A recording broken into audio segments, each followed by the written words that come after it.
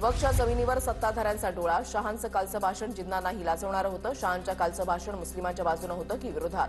उद्धव ठाकरेंचा सवाल. बाळासाहेबांचे विचार ठाकरेंनी सोडले. विशिष्ट लोकांना डोळ्यासमोर ठेवून ठाकरेंनी मतं दिली. ठाकरेंनी महाराष्ट्राच्या जनतेचा अपमान केला. बावनकुळेंची प्रतिक्रिया. तर राऊतांना भाजपचा पंडुरोग झालाय. बावनकुळेंची राऊतांवर टीका.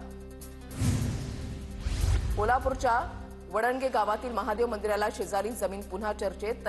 परिसरातील जागेवर वक्फ बोर्डाचा दावा. शहांकडूनही काल लोकसभेमध्ये वडणगेमधील मंदिराचा उल्लेख. अहिल्यानगरच्या पाथर्डीमधील मढी देवस्थान ट्रस्टच्या जागेवर वक्फ बोर्डाचा दावा. कानिफनाथ देवस्थानची राज्यभरात 8,000 एकर जमीन. 2,000 एकर जमिनीवर मुस्लिमांचा दावा. शासनानं वक्फ बोर्ड बरखास्त करावं. संजय मरकड यांची मागणी.